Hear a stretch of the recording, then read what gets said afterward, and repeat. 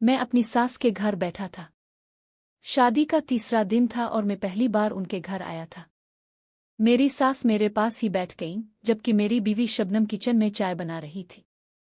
मेरी सास बहुत ही दोस्ताना और खिली ज़हन की खातून थी, लेकिन उनका करीब आना और कंधे पर हाथ रख कर बात करना मुझे अजीब लग रहा था।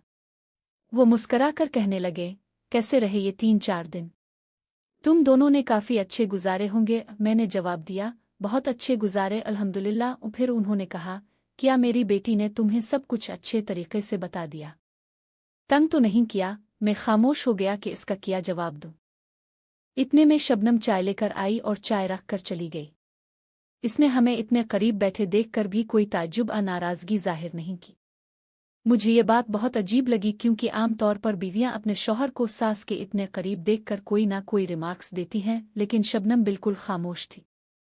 वो दोबारा आई और बिस्कुट का तबका रख कर कहने लगी, क्या हो रहा है? सास से मजाक चल रहा है?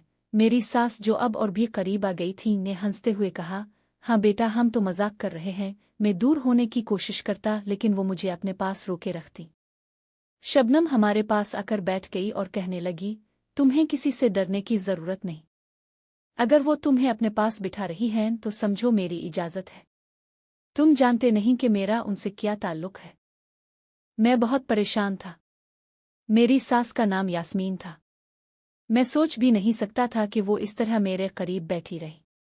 शबनम ने कहा, अगर यास्मीन को किसी भी चीज़ की ज़रूरत हो तो मना मत करना। मैं अभी कुछ देर के लिए जा रही हूँ, मेरी एक सहेली से मिलकर आऊंगी। मैंने कहा, तुम क्यों जा रही हो? रुको, मैं भी चलता हूँ। उस शबनम ने जवाब दिया, तुम पागल हो? मेरी सहेली के घर तुम क्यों आओगे? तुम यहाँ यास्मीन के पास रुको। वो यास्मीन का नाम लेकर बोली तो मुझे और अजीब लगा। शबनम चली गई। अब यास्मीन ने मेरे करीब आकर कहा, शबनम सिर्फ मेरी बेटी नहीं, वो मेरी सौतेली बेटी है। मैं हैरान रह गया, क्योंकि मुझे शादी से पहले ये बात नहीं बताई गई थी। एक जानने वाले ने ये रिश्ता करवाया था और मुझे सिर्फ इतना बताया गया था कि यास्मीन और शबनम माँ बेटी हैं और इस घर में रहती है। शादी के 3 दिन बाद हम यहाँ आए थे।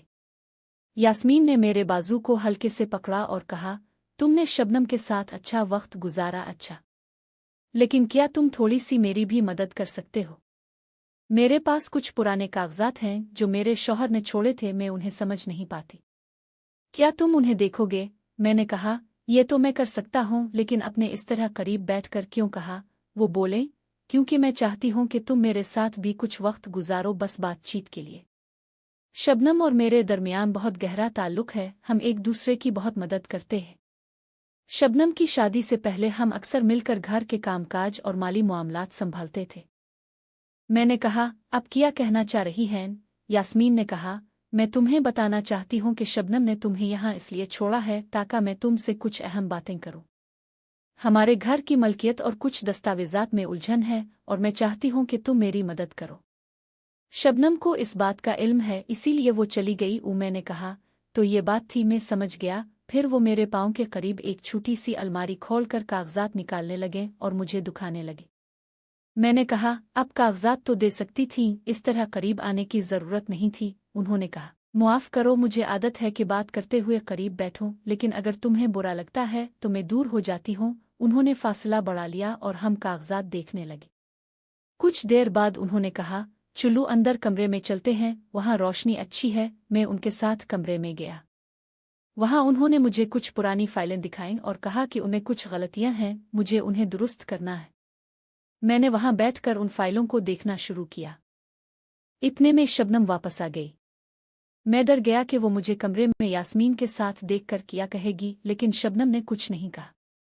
वो भी आकर बैठ गई और कहने लगी, तुम दोनों मसरूफ हो, मुझे बताओ कि क्या मदद चाहिए। मैंने कहा, यास्मीन ने कुछ कागजात में मदद मांगी है। शबनम ने कहा, बहुत अच्छा, ये काम तुम कर सकते हो। फिर हम तीनों ने मिलकर कागजात को देखा, लेकिन मेरी तबीयत में कुछ अजीब सी कमजोरी महसूस होने लगी। मैंने कहा, मुझे चक्कर आ रहे हैं, शायद नींद की कमी है। शबनम ने कहा, आराम करो, मैं तुम्हें दवा देती हूँ। इसने एक गिलास पानी दिया और कहा कि ये विटामिन है। मैंने पी लिया। इसके बाद मुझे और ज्यादा नींद आई और मैं लेट गया। फिर मुझे होश नहीं रहा। अगले दिन जब आँख खिली तो मैंने खुद को एक अस्पताल में पाया। अस्पताल वालों ने बताया कि मुझे एक सड़क के किनारे बेहोश